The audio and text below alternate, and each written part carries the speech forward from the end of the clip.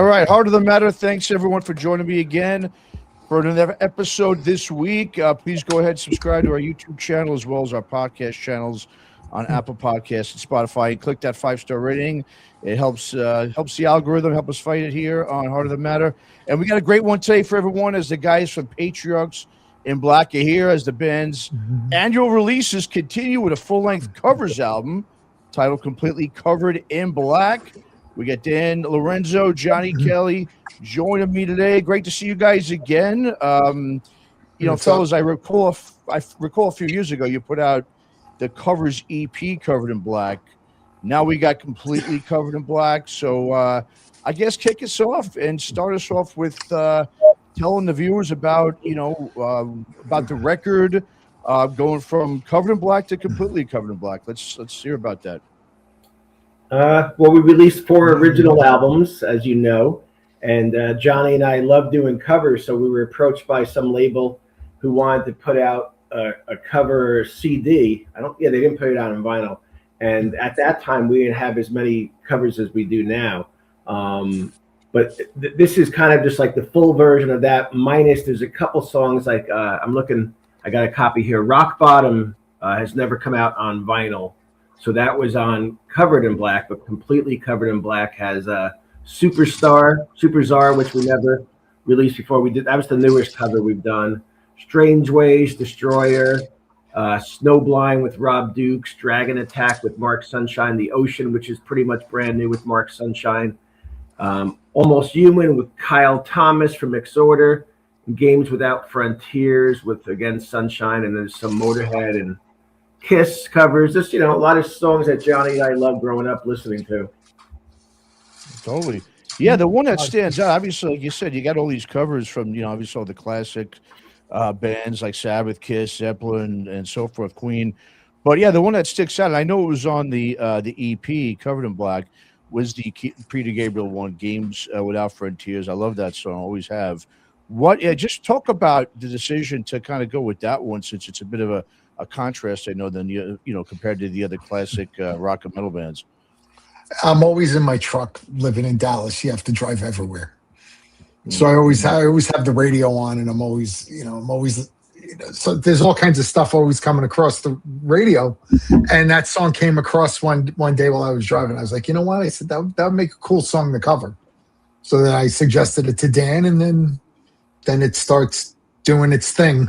We brought Sal Iavara in on that to play bass, and then of course Mark Sunshine does what Mark Sunshine does, and he hit it out of the park.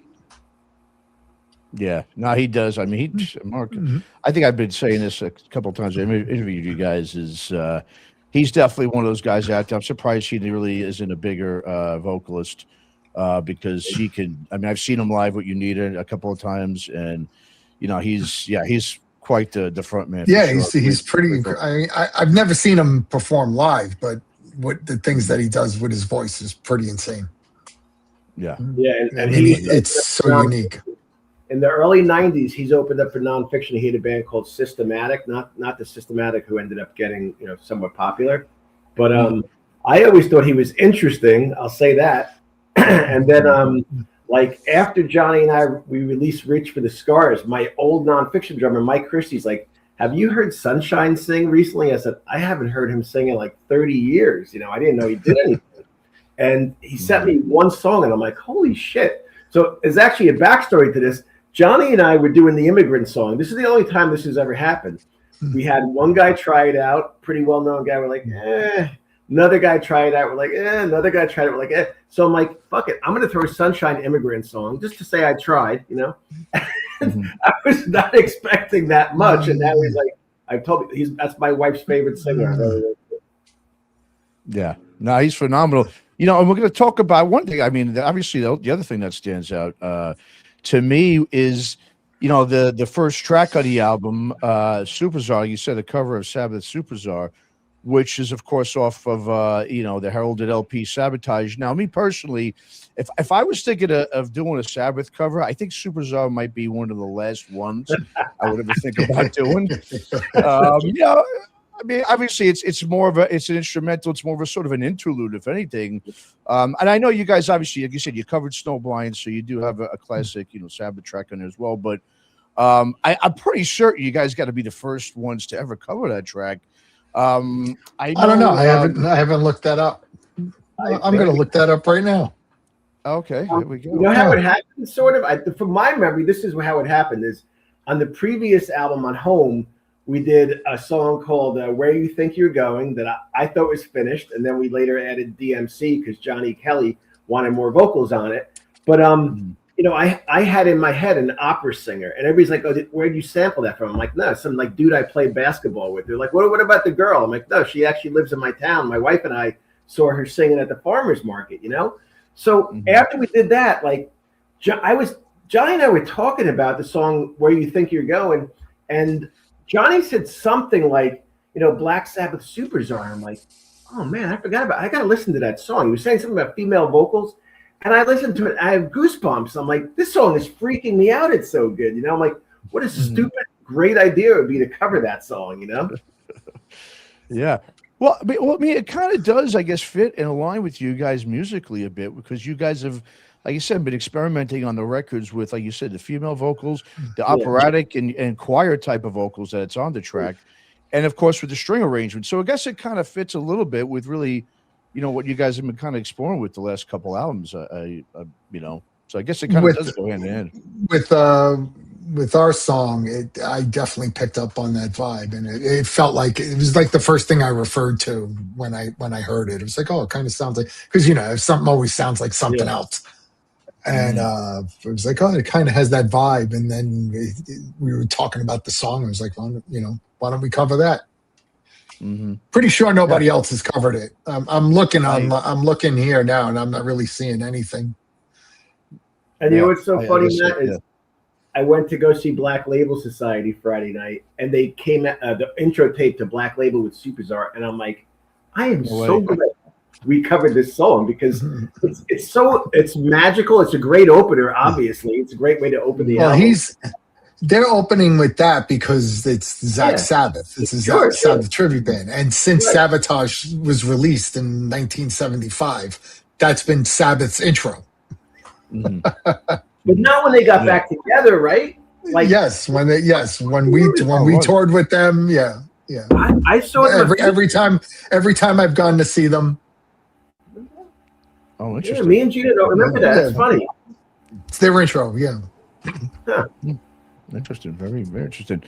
Now, with the vocalist who made the appearance on or two on the record, one of the things I really like, and and it's really not always, but most of the time when bands do covers, is I like when they don't necessarily do sort of a carbon copy of the original, which is kind of good. And I like when vocalists sort of add their own little twist or flavor to it, which kind of seems to be the case here on the record. When you guys send these songs over to the respective vocalists, I mean, do they have sort of, is it just like here, we're doing this and do your thing on it?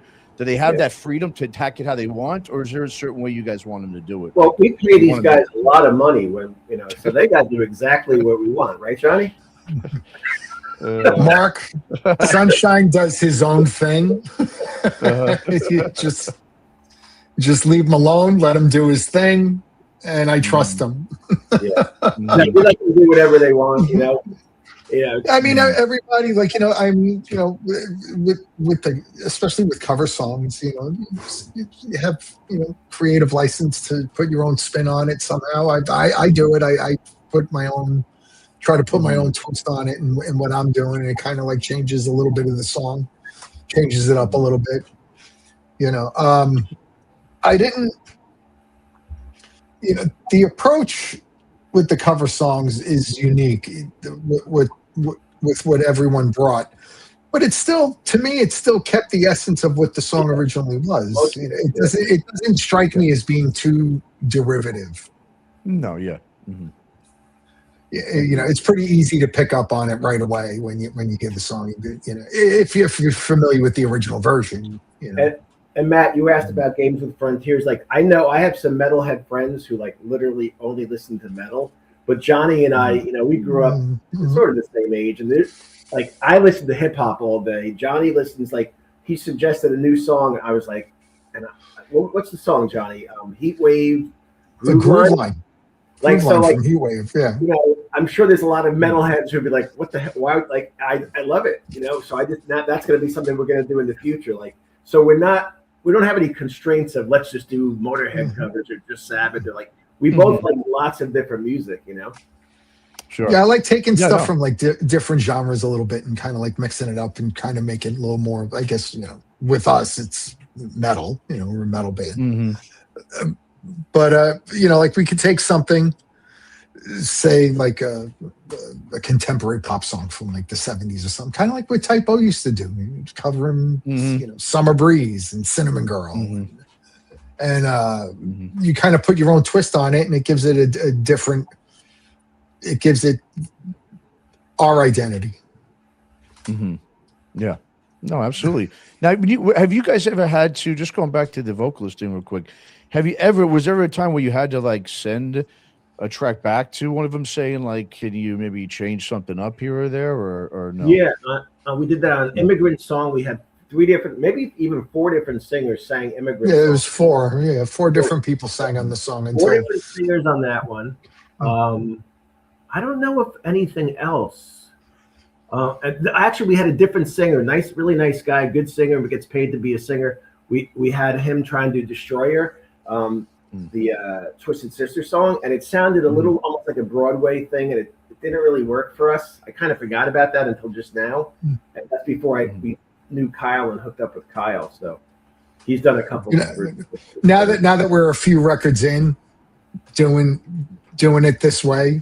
We kind of have a good idea when we come up with a song and be like, this is a good song for Mark, or this is a good song for Carl, or Kyle from Exhorter, right. doing the songs that he did. And, now that we have like this stable of vocalists, you could pick up on it intuitively, where it's like, yeah, he'd be great for this one. This is a good Mark song. Yeah. Okay. Yeah. I was just going to say that, the approach you guys are using, like I said, is, and it seems, like I said, to be really successful. Like you said, you've got a good sort of cast or roster now of vocalists, probably about 7 or 8 of these guys. Yeah, there's a number of them. Even Dewey Bray from Kill Devil Hill. I'd love to get him on more stuff. He's hard to get a hold of. Yeah. And I'm sure, like you said, it's making it easier. Like you said, because I think I remember, Dan, you telling me that it used to be like, you just have an idea and say, I'm going to give this song to so-and-so. But now that these guys have all been singing on these records, and like you said, you got 5 or 6 records in the bag now. No, we just got a new guy. the last single, Left Behind. Last single. Daniel. Yeah. Yeah, that's Danny, calls himself Danny Maryland on Instagram. Daniel Soren from 60 Watt Shaman. But what you also just reminded me is when we were about to release Home, I had given Carl Agell 2 songs, and he finished the one song, which I always love what he does with us. But then we had another song that became Storm King, and Carl's like, I'm not going to finish it by next week. It's just not going to happen. I'm like, shit, I want that song in the record. So I give it to this guy named Joe Ferrara, who, believe it or not, he goes to like old age homes and sings for Frank Sinatra for a living and stuff like that. Wow. And he was in a cover band, and my friends from the Amish Outlaws tell me about him. So I give it to Joe on a Sunday night. I didn't even know the guy. And Monday he sends me Storm King. I'm like, you're kidding me, dude. Like, where are you from, And now he wants to actually sing one of the songs I'm going to go record tomorrow night. We've never done an Aerosmith cover, and the label actually asked us. I was watching an interview with Johnny from last week, and Johnny kind of surprised me because I'm really big on Aerosmith Draw the Line album, and I feel like a lot of people, that's not one of their favorites.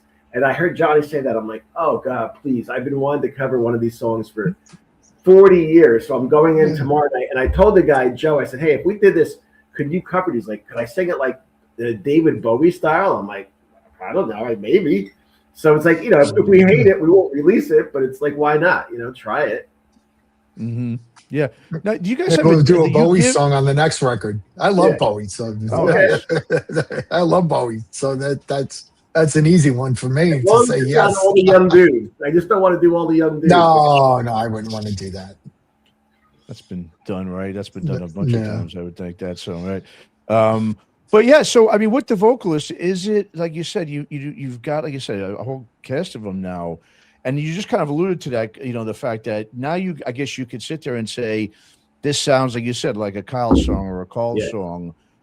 So that is something that you guys together just talk about that and say, like, you know, do you agree on that? Do one of you guys say, hey, maybe we should give it to so and so? Sometimes I just send it to somebody, and Johnny would be like, that guy's not working for me, or just it's weird. We've been like pretty lucky. I would say like 95% of the times we get things back, we're probably pleasantly surprised. You know, I remember we're lucky that we're working with good singers. You know what? I'll never forget that. I sent the first time I saw this guy on Instagram, and I thought it was Paul Stanley, and his hair was on fire. And then he kept playing. And then I'm looking, and it's like, oh, wait, that's not Paul Stanley. It's some guy named Bobby Jensen. So I asked Bobby if he would sing on, it was, I think, I Stole Your Love, right? And I never know what Johnny's going to sing sometimes. So I said, I Stole Your Love, and I call him, and Johnny's laughing. And I'm like, is it that bad? Like, I thought it was really good. Why are you laughing so much? He's like, it's perfect. You know, it's like, it was just a shot in the dark. Like, the guy does a really good Paul Stanley. Really good. So yeah, I know for me, like, you just have to laugh about it. And I get a kick out of it. I get a kick out of doing covers. You know, it's a lot of fun. It's like being a teenager again, like playing in your first bands and stuff. That's the guy I didn't mention again. So his name is Bobby Jensen, and he's doing his own thing in Minneapolis. And I remember the same thing. I sent Johnny Rock Bottom, and Johnny just starts laughing like, I don't know what you're laughing about. It's like, I'm serious about this. He's like, it's just so funny. It sounds like we're jamming with Paul Stanley, you know? Nice. And also, like, you know, we keep on bringing up all these singers. John Costco. Yeah. Yeah, no, great. Like you said, you guys have a great roster of singers. You really do. And we have really good bass players too. We're really fortunate in that aspect as well. Everyone that's played on the record, everything that they bring is cool. It's fun. It's a lot of fun. Yeah, no doubt. Now with Daniel from 60 Watt Shaman, what I know, Dan, I think I read this, so then you've been trying, I guess, to get him right for years to work with you guys, right? I mean, how did you get a hold of him finally? What is it really about him that you wanted to work with him so bad? I mean, is it just just a style? And I used to work for a magazine, and you get advanced copies of albums, you know, on a little cassette back then. And I remember getting an album from 60 Watt Shaman, and the first song was not Hell or High Water, but maybe Death by High Water. And I put on the first verse, and I'm like, okay, this is probably one of my favorite singers of all time. And I can't get a hold of the guy. Like, the same thing honestly happened with Carl, because Carl's name isn't Carl Miguel on Instagram, and I was never been on Facebook. Like, sometimes we have to track people down. Like, Carl took a long time. Like, he's kind of back out in the scene now, and he kind of credits Patriarchs In Black. Like, he's out there now. But when we first reached out to him, he was not an easy guy to get a hold of, you know? And it was this journalist who was a big fan of my music, who has since disappeared, who I've thanked him many times when we did the press for the first album. I've never heard back from the guy. I don't even know what happened to him, but like, he got me Carl's email and phone number, and then he just disappeared again. But so it's been like a lot of weird coincidences, you know, like a lot of luck, a lot of just good timing sometimes, you know, like, I don't know. It's a lot of times I'm always like, wow, that really worked out well. And I thought like with the songs Storm King, I'm like, this is not going to be on the album. There's no singing to it. You know, that sucks, because Johnny Araya played bass on it. He's all psyched to be on it. And then last second, you know, somebody does something that worked out really good, you know? Yeah, no doubt, man. So, you know, well, you need that, right? You need to look for that kind of stuff, right? I mean, it's just, Now, is Daniel, is he going to be, you think, one of the next guy on your roster you're going to, want to use again on the next record too? Yeah, we actually have an up-tempo song that when I first wrote it, I wrote it on the bass, and I said to Johnny, I'm like, Johnny, is this not right for us? And Johnny's like, why not? I'm like, oh, cool. So I finished the song, and it's tentatively titled Kiss. Doesn't sound anything like Kiss. It just kind of like an up. It sounds a lot like Kiss. Does it? Okay. All right. It sounds a lot like Kiss. All right. So Daniel's going to sing that one. He told me a month ago he'll have it to me tomorrow, and he told me 3 weeks ago I'll hear it tomorrow. So these singers, I don't know, like, you know, they don't usually deliver the song when they say they're going to do it, but you know, that's okay. You know, it's not like there's no big rush and nobody's banging down the door for the next Patriarchs In Black original album. You know, like the record label hasn't even told me yet when we can release it. I've asked them like 3 times, and we don't know when. We don't know. Now there's a label, because you guys do put out a record. I mean, I know this record is you know, on No Life to Metal, so it's on a different, you know, not on Metalville. Right. But are they? I mean, you know, just considering because of, you know, just the way the industry is these days, are they sort of like, hey, kind of slow it down? Like, you know, one album, is that too like much for them, or they are like that? Okay, I was gonna say. He told me, I said, like we did a song called "I'm Coming Home," and it was just an extra song from Home album, and it was this guy Frankie Diaz, another guy, and we released it digitally on Metalville, and then we're gonna put out the cover album, and I told No Life to Metal, hey, we got this song called "I'm Coming Home." It's never been released on vinyl. Like, I like having the songs on vinyl. Like, I really want to get Rock Bottom on vinyl because I love that cover. But Metalville's like, no, if you don't mind, don't give them that song. I'm like, all right, I won't. You know, so it's like we're just working with them. Like, they're like, yeah, it's cool if you put out a cover album. Just do me a favor. Don't put "I'm Coming Home" on there. Don't put like "Left Behind." We probably could have. I think we could have put "Left Behind" on there, but they'd like, no, don't do that. We want that on your next record. So, you know, like we're discussing with them. Is it cool with you if we do this? And you know, like that. Now, when you guys decide to put out the single, because it's like I said, I mean, you know, lots of times I know people are you know, a lot of bands, artists, they're putting out singles now. I think what you guys are doing is smart because you're putting out singles and full length. Some just want to put out just singles. They're done with the whole album, you know, full length album type of thing. But is there any approach or strategy you guys are using with the singles? Since you put out a new record every year, is it more of like just to keep the Patriarchs In Black name out there consistently with a new single, new video, so people don't forget, you know, because of the short attention spans everyone's got these days? Is that kind of the idea of that? Because like Metalville tells me, hey, we can't put out 2 records a year, but then they also tell me, oh, once you release a new album, your numbers die on Spotify after 3 months. So I'm like, well, what if we put out an original single? They're like, oh yeah, that's good then. So they're like, sometimes they contradict themselves a little bit. Like they're like, keep saying, yeah, let's keep putting out singles, but not too many singles. Like, so I don't know. Everybody has different ideas as to what works, and obviously, I sure as hell don't know what works.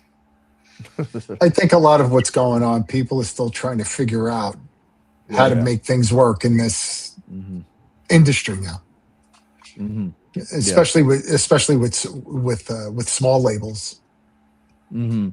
Small labels, very limited budgets and stuff, and really, of course, you know, the whole thing as far as like developing bands, building a fan base. You know, we can't tour, so that's one way of building a fan base that's not available to us. So it's kind of more like the approach of like with social media, content over everything, and our content is singles. Yeah. Well, I mean, just from, you know, my perspective, just an outside perspective, I'll say I think that the approach you guys have been taking since the first record, since Reach for the Scars, I know it's taken this long, 4 or 5 albums, you know, whatever, of original music, but I do sense and even observe that you know, you guys are starting to gain steam, or have been, I should say, steadily gaining steam. I mean, I was just in over the summer. Last summer I was at Ripple Fest in Austin, Texas, there, and I saw, I think at least 2, I think 3. I saw, you know, 3 people with Patriarchs In Black shirts on. So I mean, that to me is, it's Dan. You know, I know Dan sending them away because I got one. Obviously, Dan sends them to everybody. Dude, I came home from Key West on my father's grave. I had to write a check or PayPal. $300 this week to Season of Mist to get everybody who I met in Key West free shirts. And like, I'm like, this is I got to stop doing this because laying out a lot of money. But when you do see it, there's a little bill. Like, this morning I wake up and there's these 7 Asian guys who own a Chinese restaurant in Tokyo, and they're singing Hotter Than Hell, and they're holding our album, and it's like, maybe I should lay out another couple $100. I send him a shirt. Yeah. So but I think it's working, like you said, because it kind of goes hand in hand, like you're saying, with the content over everything. And that means, that's just not obviously social media or you put music out, but it's about just it's really the branding of it. What you're doing is working in, the brand of the band. And the fact that there are, people out there, even if, you gave it to them and they're wearing the shirt, so it's supported, people are seeing the logo, they're seeing the brand. So I think it's smart, and I think it's really starting to, even just people I talk to now, they know who Patriarchs In Black is. It's not like, oh, who's that anymore? And it does take, right? They always say it these days. It's, It's Dan posting stickers in bathrooms all across the country. And postcards. Every waitress gets a postcard. And then Dan sends me a picture of the sticker on the wall on a urinal in New Orleans. I love guerrilla marketing, Matt, and I'm glad to hear you actually say that you saw some people, because every week I'm like for example, I like to go to Massage Envy. I would love to go to Massage Envy every week, but it's $200. So instead of getting a massage, I spend $200 on promotion. I don't know if it was working or not, but that's just what I've been doing for the last few years. And then when he's at the spa getting the massage finally, then he puts a whole bunch of stickers on the bathroom. In the massage parlor. He leaves a bunch of the postcards next to the business cards for the spa. And then he sends the masseuse a shirt. No, I don't have a masseuse anymore, so I can't afford it. And I'm out sending everybody shirts, and give her a shirt instead of tipping her, that's what you do. That'll go over real big. Because that's what every masseuse wants. They want a shirt. They want a Patriarchs In Black shirt, not a tip. Well, the last time I spoke to you guys, I think it was when Visioning was coming out. So I didn't get a chance to chat with you guys about Home. Obviously that came out last summer. So I just want to talk a little bit about that. Home is definitely, I feel like, really more along the lines, obviously, I'm sure people have told you, really of what you guys are known for with your previous bands, Typo and Vessel Light specifically. More of, like I said, a slower, doom tempo type of dynamic on the record, rather than a lot of the mid-tempo stuff I know that you guys have been done over the previous albums. I think Dan, you sent me an interview. I think that you did last year. You mentioned that, I know that you also have, like you said, just in terms of just getting older and a lot of wear and tear on your wrists and hands and so forth. Did that have anything to do with it, or is it really just like you just kind of wanted to kind of get back to what you guys were known for previously in your previous bands? When I was younger, I could play along with Kill 'Em All, not perfectly, but I could definitely fake my way. I couldn't do that anymore. But I also changed, back when I was, when I moved out, when my mom kicked me out of my house in 82, 83, whatever it was, I was into Slayer and Exodus, and then Hades was, pretty, I guess, a thrash band.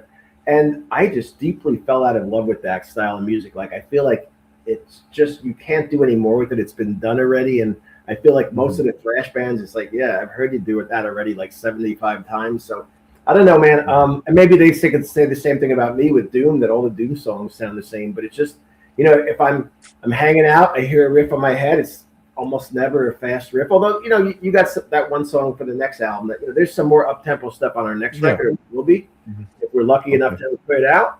And but it's just like, I could write a song that I thought Johnny would not like. Like I said, that song that he says sounds like Kiss. So I write a lot of stuff, and sometimes I'll give it to DMC and I say, hey, is this for me and you? He's like, yeah, that's perfect. But then I was a little surprised when I sent that bass line to Johnny, and I thought he'd be like, no, that's not right for us. But I don't know, we can kind of do whatever we want. So for the most part, I think when Johnny and I first get together, he probably forgets there was a song maybe called G Sharp that was sort of a thrash song, and it just didn't really work. It was definitely up tempo. And it quickly got forgotten, But we don't have any constraints. Nobody telling us, oh, you can't do any fast songs, or I just don't really write like that anymore, honestly, Mm-hmm. Mm-hmm. Yeah, because I mean, one of the ones, the track, one of the singles you put out, Celestial Yard, that was very different as well. And it's a surprise. That's what's great about, I think, you guys' records. There's always like a surprise or two or whatever on those, that's attached sort of to the Patriarchs In Black name, which to me, I mean, I guess it's a good thing when I say surprise. That one, yeah, because it was acoustic. I remember watching the video going, okay, and it just, I was expected to maybe kick in at any point. It was just a nice, really, really awesome, cool acoustic track, which I think you said it was like the most beautiful song you've ever been involved with. I thought it's one of my favorite songs I've ever been involved with. Not really because what me or Johnny did, but Mark Sunshine, the lyrics, and when he told me what they're about, and when you read the lyrics and the melody line and the sound of his voice, there's one note that makes me and Johnny crazy. That we didn't like, but you gotta let Mark do his thing, Mm-hmm. Now, was that kind of a throw you for a loop, Johnny? I mean, when he throws you these things, are you sometimes like, "What is this?" Or I mean, do you ever throw anything back and say, "You know what, I'm not interested in this"? Or there's been a couple of things where it was like, I wasn't really feeling it, and but I know for me, I try to see the big picture in whatever it is we're doing, and sometimes that's hard, so I just try to keep plugging away at it until I am able to see that a little bit better. Okay. So I won't just it's not common for me to just shoot something down. Got it. After one listen, Dan will send me something and it'd be like, no, don't like it. Use it for something else. But it has happened, but not over the past 5 records. It really hasn't happened all that much. Okay. It just makes it harder for me to work because then I hear you because I have to really try to think differently instead of going for something that's in my comfort zone. I got you. Well, I mean, Dan, he said in an interview he did that you were pretty much, you're the perfect partner because, for one, you're very positive, and when you collaborate, and two, you guys it seems like you have a very similar work ethic where you like to get things done and pretty expeditiously at that. Dan's way more impatient than I am. Okay. And I don't have any patience, but he's way more impatient than I am. Well, I was going to say, I mean, because you obviously, you're out and touring a lot. Where Dan's, he's, more. He's not touring. Is there any time when you're sitting there and this guy's sending you songs where you're like, "Geez, man, like, give me a break. Like, this is too much." No, it's no, not at all. Actually, I mean, I'm glad to see that when stuff comes in, there's just times in my schedule is just like it's going to have to wait. And even with having to sometimes make time, we're still pretty active. Still putting out a lot of stuff. So slow for us is like, oh, it's going to have to wait a week or 2 weeks. That's slow. Which is what I like about it. I like that it keeps me moving. Johnny, there's always something going on. Johnny, I don't know if you remember this, but maybe 2 or 3 months ago or something around that, like I was telling Johnny, I said, we could actually, there's this label that they're not as big, but they would give us more money as opposed to Metalville, which, I got to lay out money for like the singers, like the female vocalist. She's just a girl who's my town. I got to give her money, or the guy who plays violin. And I said, Johnny, because I'm trying to figure out, like, is Johnny like me? Like, I said, Johnny, what makes you happiest about this project? Like, we both love doing covers. And Johnny said, constant motion. And then I'm like, yeah, let's do that. Let's just fucking release Left Behind as a single. Fuck it. So what if it's not going to be on vinyl for a year? Like, just do it. Just put shit out. what's going to happen? Like, the world's not going to, we're not going to have World War III because we put out a song that's not going to be on vinyl for maybe a year or whatever. It's not going to ruin our record cycle. Sure. The radio campaign is going to be compromised if we start putting out too many singles. Oh man. Well, I mean, that's what it is, right? Because these days it's, I mean, like you just alluded to, Dan, I mean, you got to cover the cost of pretty much mostly everything. And it's not even, I mean, that includes, like I said, I'm sure any kind of PR, if you want to do any, obviously it's. The label does have a publicist. They actually hire a radio guy and a publicist, and they do a lot. Cool. It's just that when you're trying to get a baby band off the ground, there's like, That's a lot now. Yeah. To have them contribute to get a radio person, get a publicist, and actually do set up a record. Yeah. Mm-hmm. I mean, it costs money. It's not like Metalville has, a staff of, in-house publicists and radio. Like for years with Type O, we had all that built in. It was all built in with Roadrunner. They had all that. They had an art department. Anything, every aspect of making the record, they had something in-house. Mm-hmm. And even the merch company too, but that's another story. And the Blue Grape thing, right? Yeah. Mm-hmm. But it was all in-house and it all worked together. And I mean, of course, I worked there for a little bit. Yeah. It got taken out of our, like it was recoupable, at least like, part of it. And so now it's like the business model is so weird, and it's really hard for me to understand it because I'm still trying to come to terms with a label will not be really interested in you unless you have X amount of plays on Spotify. Yeah. Now, Spotify is basically, subscriber service that we don't really see any money from. However, your popularity plays a part in your record deal. Yep. I know. Meanwhile, I'm thinking it should be the other way around, where the record deal would help you get more plays on Spotify. It's all backwards. Yeah. Yeah. I really don't understand it. Well, and And so now, like with Metalville, like Dan said, they did kick in some money. They came up with some money for a publicist, and we did have a radio person for the whatever the release of the record, leading up to the release and stuff, and it does. I mean, ultimately, it helps. Like there are still certain aspects of the old way of doing things that are still important. Mm-hmm. Mm-hmm.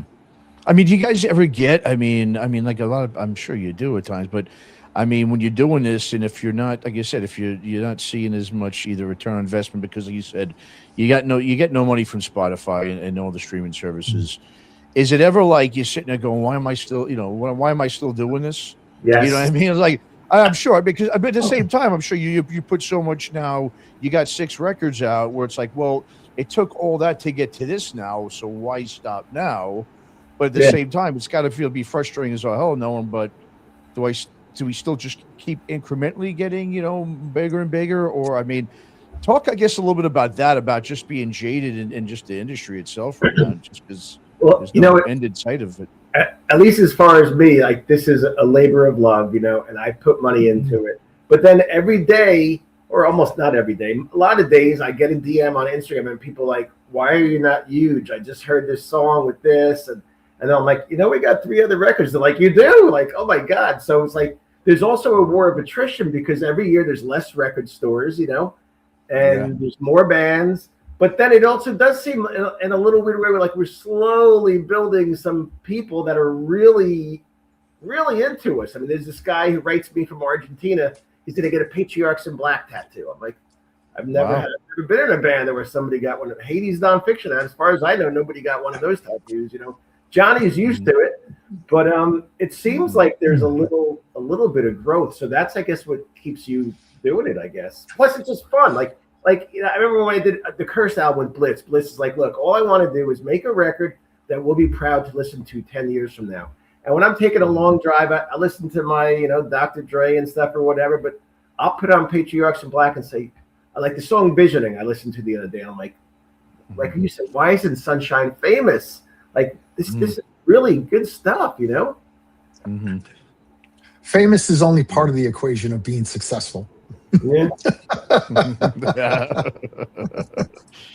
And if he was famous, maybe he would. For me, I'm putting my money where my mouth is. Where I would always say, you know what? If I wasn't getting paid to do this, I'd still do it anyway. Okay.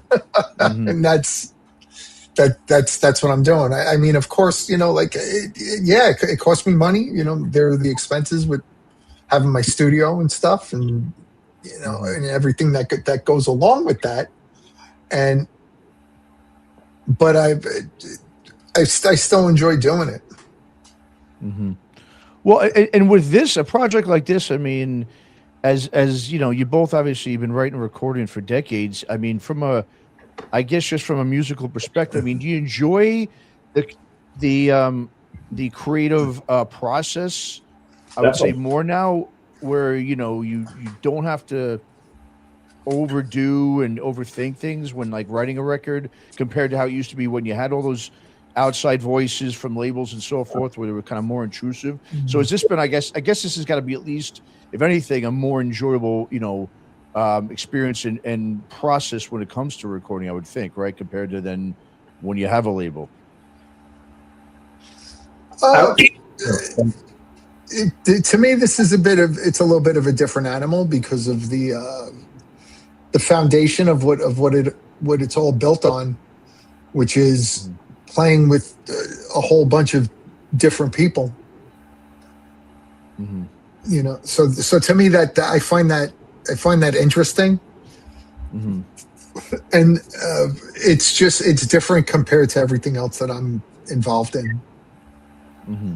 Where a lot of the palette is pretty big on what we're doing. Sorry.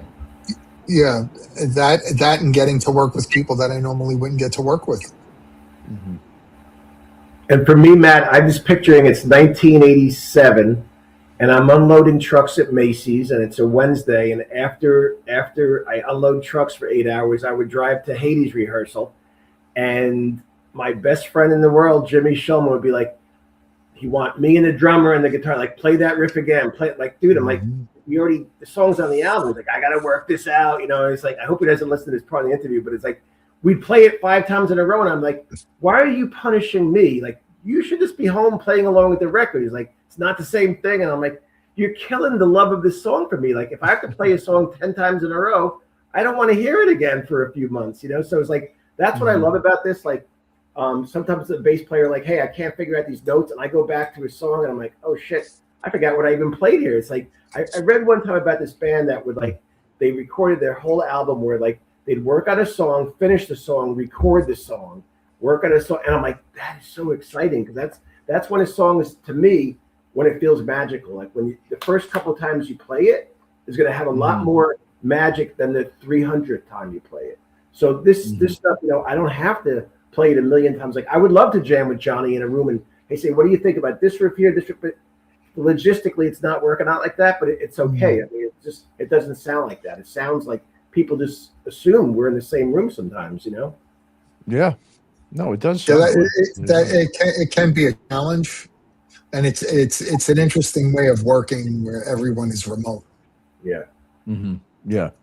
So ups and downs, but mostly I think I like it, I kind of like it now. I'm used to, like, I have my routine of when I get in my room, and I know how to work my equipment myself. I have my own time to work on stuff. I'm not being pestered by guitar players and bass players. Yeah, especially for a drummer, I know, right? Yeah. I'm not getting yelled at, like, will you shut up? I'm trying to tune. Shut up, tune. Yeah, exactly. You're making so much fucking noise. Shut up. This I like being able to work on my own, work at my own speed, and come up with things. It adds more pieces to the process, because I'll track something and then I have to send it. Like I send it to Dan, and then I get his feedback. I'll get feedback from Dan, and then the next day I have to go back in the studio, try something different again, and so there's that. But I have the ability to just work on my own, which I like. It has its advantages and disadvantages. There is definitely something to be said for being in a room together and hashing out ideas and seeing what comes up and working off that spontaneity. That happens often. With something really cool can happen by accident and be like, wait a minute, what was that? Yeah. Wait, play that again. So that part is missing. But I guess I guess the pros, like you said, one of the pros is, you're not spending so much time, I guess trying to hash out something, right? It's just, you get what Dan gives you. Okay, this is what I got. I'm going to, add to it. And that's, really it. So the process, like you said, is definitely faster, which I guess, also explains how you guys have been able to release so much music, in such a short, amount of time. I mean, there's definitely been songs where we've taken a lot of time, where we've gone back and forth with it, and things that we would discuss, like arrangements, or I will tell Dan pretty often, this song needs another part. I'm used to 10-minute songs. Dan likes 2.5 minutes. So we have to meet in the middle somewhere sometimes, and so then there's a lot of that, a lot of the back and forth that way, which if we were in a room together with everybody, some of that stuff could be hashed out or could be created and done in a matter of minutes instead of it taking days. Yeah. Yeah. And like you said, so you guys have another album ready to go, correct? I mean, I think the last thing I saw was that no second vocals, right? That's just I was in the studio this afternoon tracking a song. Oh, okay. A song that's giving me fits. I'm having a hard time with it, so I've been in there a lot working on it. There's 10 or 11 songs that Johnny has finished. There's the guitars and the drums are done for at least 10 songs, I think. And just waiting for the singers to catch up, but the usual cast of characters, everybody has a couple songs, Yeah. So I know I lose track. I lose track of what we're doing. I just open up my email, grab a song, and just start working on it. And I don't even know how many songs we have finished at this point. Dan would know. Dan's more of the admin with this than I am. I get a song from Dan. I go in the studio. I work on it until it's done, and then I send it out to him and J-Rod. And then I go into my email again. All right, what's next? So I read an interview I know you did where you mentioned that you were consciously trying to no longer write anymore. So how's that working out? Because I'm gonna have to, if you got another record in the can, I'm gonna have to call BS on that, man. Because I mean, unless you just had all these songs previously and you've been really just like trying to tune it down. So are you trying to tone down writing? Are you still at it? Where you're at with? I really did stop writing because I got a little bummed. Like home, we handed in home and we had to wait months for it to be released. Like way longer than I've ever waited for a record to be released. And I said, fuck it. I said, these people, they tell me I'm putting out shit too soon. I'll just go play basketball, And I didn't play guitar for a few months. And then the bad thing about that was I wrote Left Behind, but I didn't write anything when I again, now I'm like, okay, now I want to start writing again. And when I finished Home, I felt like I could have kept going like endlessly. I was just on such a roll. And when I stopped, purposely stopped, working on songs, stopped trying to write songs, stopped playing guitar for a few months. to jump back into it, I'm like, shit, maybe my wells run dry, And then I wrote, one song. I'm like, all right, that's cool. And then a few weeks later, I wrote another. And then a week later, I wrote another. So it kind of took a little while to come back, But all these thoughts go through my head. Like, man, I'm laying out, I don't know, $1,000 a month on Patriarchs In Black, $800 a month, whatever it is. And it's so stupid fiscally. It doesn't make any sense. But yeah, I know what you mean. Fun with it, So I'm always going back and forth with that idea.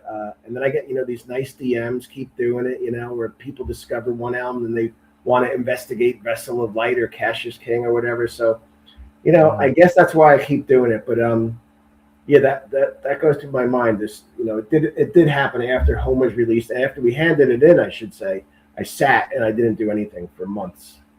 Oh, wow. Okay. Well, and like you said, like you were just kind of talking about before, I guess, since you were able to add, 1 second, let me just switch this. I'm since back. You were able to, all right, there he is. He's back. Yeah, I guess that you were able to,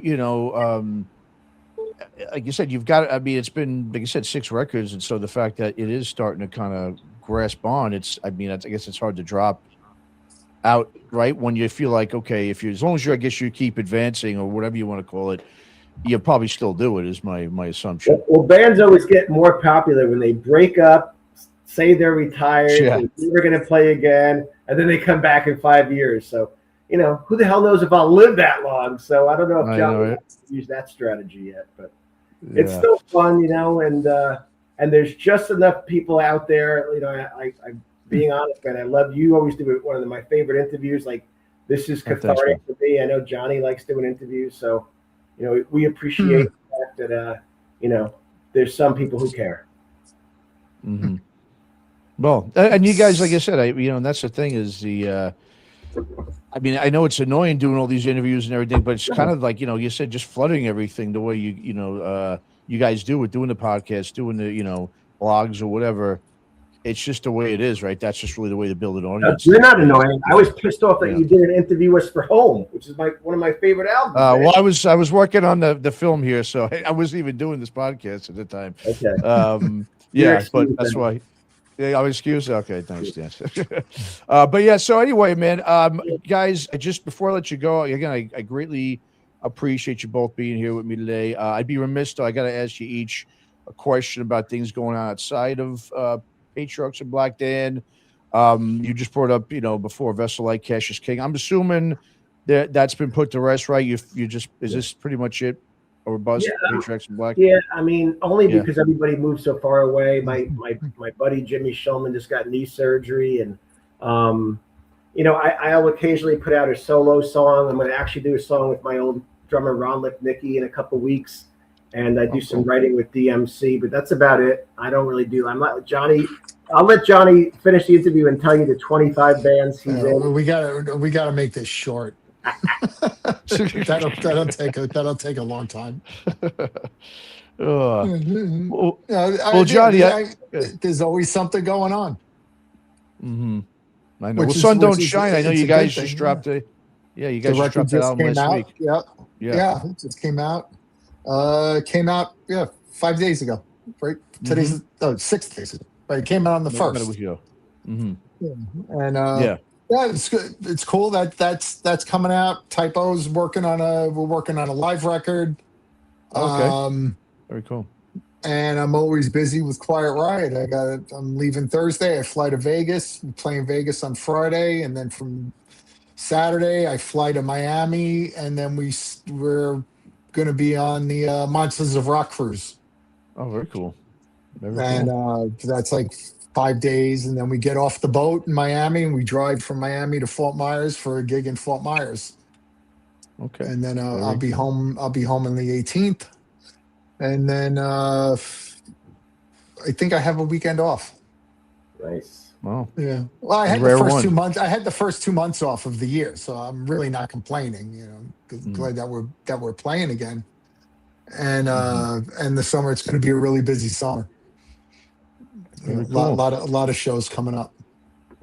I know when I talked to you last, and Kenny as well, you both said the same thing. I know you've been getting inundated with if there's going to be any sort of celebratory typo show or anything. But I know it constitutes having to have Josh. Any possible little movement on that or no? No, there hasn't been any. There hasn't been anything updated since the last time we talked. The typo negative is a slow moving mammal. It is, and I've learned to never say never. Sure. But there hasn't been any talk or anything. Really what's been going on is that people had started reaching out to us, asking us if we'd be interested in doing something, booking agents and stuff like that, and managers but we haven't gotten to a point yet where we're really like seriously considering doing something. I mean, I would like to do something, of course.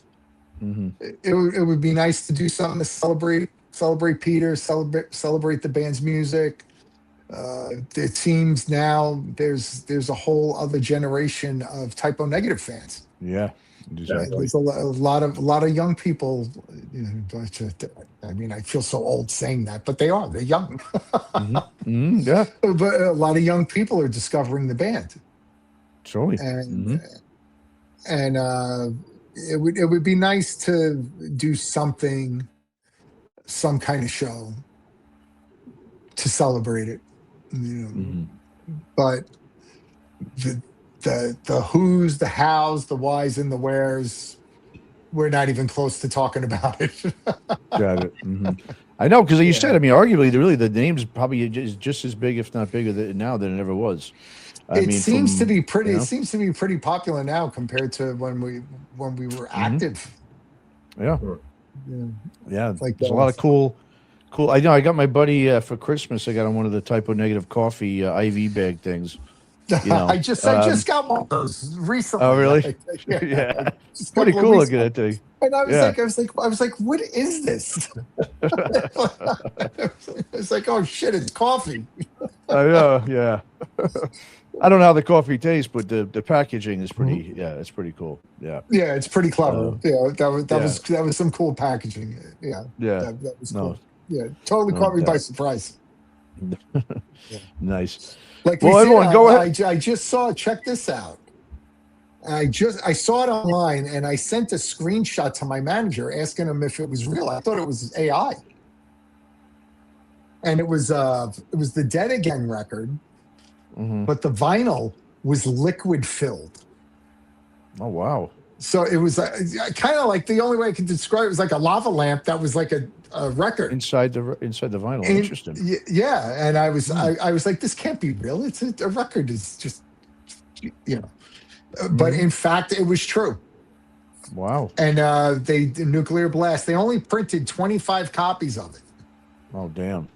Because it apparently it was explained to me that it's really expensive to manufacture. So they just did it. They just did a thing of just 25 of them. And apparently, I was told they sold for like something ridiculous. They sell for like $200 a copy. Oh man. So I'm afraid to ask how much that does cost to do that. However, it's one of the coolest things I've ever seen as far as vinyl goes. That sounds because really cool. It was a mix. It was a mixture, of course, with typo. It was a mixture of green and black liquid.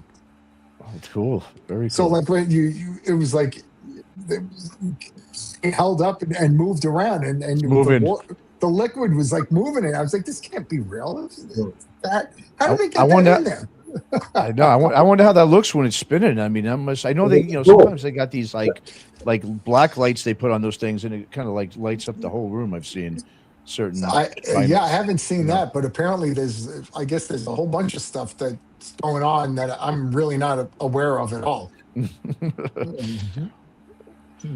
but pretty cool.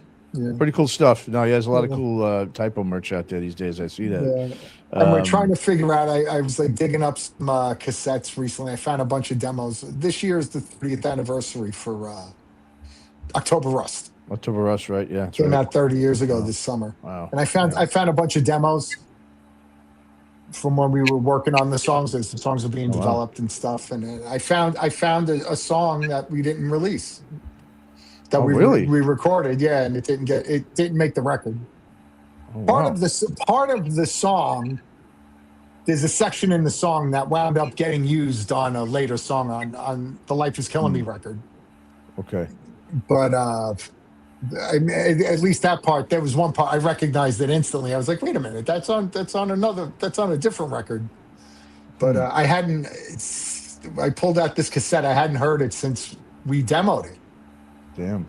And Did you guys have it? Do you have any other like unreleased tracks that you guys had done, or was that the only one? No, that's Really? it. Oh, wow. Yeah. Wow. I was looking for, and I know that I have it. I'm pretty sure I have it. I have a mix of Peter singing with the cover of Pictures of Matchstick Men, the song that we did with Ozzy for the Howard Stern soundtrack. That was a cover song that we did, and it was left over. And then when we got approached for the Howard Stern movie for the soundtrack, that was all we had. We were like, we have this, and then it was suggested to have Ozzy sing on it. So they took Peter's vocals off of it and then remixed it and all that, and had Ozzy sing it. And I was just saying to myself, I'm like, I know I have to have a copy of this somewhere. So I pulled out a bunch of cassettes. I pulled out my cassette deck and started going through some of this stuff. And I was like, oh shit, it's this song. Wow. So pretty cool, so man. if we can get a decent transfer of it and get like a remaster or remaster it or whatever, maybe it'll be usable where we could release it on as like bonus stuff for footage. 30th anniversary. Yeah, that'd be pretty awesome. Yeah. Hell yeah. So that's Very cool. my pet project like this week. Nice. After you do the Patriarchs In Black song though first, right? Yeah. Well, I do that during the day. I go to the studio during the day, and then when I get home, I've been going through the tapes a little bit. Oh, cool. Nice. In between the Quiet Riot gigs and stuff. Yeah. Sun Time Don't Shine management is pretty important. Oh yeah, I mean it has to be. Are you guys gonna do anything with Sun Don't Shine in terms of is it just the record? Anything else happen after that? I mean, we'd like to do some shows, but it's hard to get everybody locked down, particularly me and Kirk. Sure. Kirk is constantly on the road.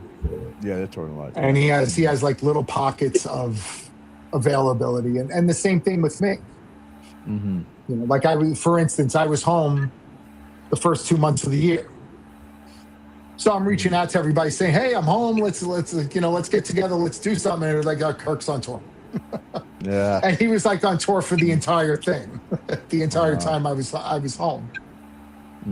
So it's a lot of it is just scheduling and logistics. But we'd like to get out and do some shows. That's cool. Is it just a project thing, or are you guys going to continue to do it, you think, with more music? That I never know what's going to happen. You don't know. Gotcha. The whole thing can implode tomorrow. True. Yeah. It's the modern day music business, right? Yeah. The way it is. That's it. The Silver Tomb record is just about done. Oh, okay.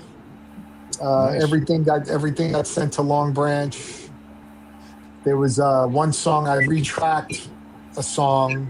I didn't like the drums after listening. I hadn't heard it in a while, and I didn't like what was there. So then I redid the drums for that. Sent that to the engineer. They sent me back a mix. I haven't even had a chance to hear the mix yet, but everything's just about ready. Everything gets sent to the label to have it packaged and manufactured and stuff, and then eventually get a release date. So it's busy 2026. Even though I'm home a lot. Yeah, see that. You're non-stop, Johnny. Non-stop with you. Oh, man. Yeah. Well, in the meantime, everyone go ahead. Check out Completely Covered in Black. Latest full length. It's out now on No Life Till Metal Records. I noticed it's not up for streaming, guys, correct? So people, if they want it, there's a couple of tracks, obviously the singles. Not as a whole album. No, that's yeah. Some of the songs have never been released digitally. So make sure you go buy the vinyl and the CD if you want everything. The vinyl looks cool too. The orange vinyl, it looks great. Yeah. Reminds me of I used to have a 74 Barracuda. I had a Cuda with a 440 in it when I was younger, and it was that color orange. Yeah. There it is, right there. Look at that. Beautiful. So it makes me sentimental when I see it. It makes me miss that car. The record's cool too. Yeah, so you hear everyone pick it up. Don't be cheap. Buy it. You know, it's a cool record. It is. It's cool. Yeah. It came out really well, and everyone that played on it did a great job. Even got my brother on it. My brother did a couple of the solos on the. He on the did Kiss some, songs. right? Yeah, Nice. he played the solo on Destroyer. What Kiss songs are on the record that he played on? Hotter Than Hell. Hotter Than Hell. Yeah. So that's thank cool. you, Matt. Yeah, that's fun. Yeah. Matt, explain to me. We're going to say goodbye, but it says upload recording. Stay in the studio until your recordings are uploaded. What does that mean? Surprised that's even showing up. I don't see why that's even showing up because it's still recording. But usually that comes up when it ends. So I'll end that here in a sec. But yeah. So just quickly, where is the best place for everyone to go get the record and to keep up with the band? Directly from No Life Till Metal or Rocks Productions or Amazon or Target. Those are the four big ones. Target's carrying it. Wow, But Target. I guess Wow. Everybody uses that. Yeah. Target. All right. Yeah. Check that out. Yeah, and everyone's got a Target near them, so there's no excuses. Go buy it. No. I don't think it's in the store. They probably do mail order. Oh, Johnny, you stop. Well, don't say that. Yeah, let them go check it out. Let them find out the hard way, right? Yeah, no, it's in the local Target. I don't want someone coming, I went to Target and they didn't have your record. What the fuck? I listened to an hour and 7 minutes of this interview to go to Target. Yeah, you owe me a record. You should send it to me. And Dan should send me a shirt. Oh, man. All right, oh, Jeff. guys, appreciate it. Yeah, thanks so much for coming on, guys. Everyone go check it out. Pick up the record. Guys. It's a great record. And, yeah, great talking to you guys. Thanks for having us on. Appreciate it. All right, guys. See you, Matt. Take care, guys. All right, see you guys. Bye. Take care. Bye-bye.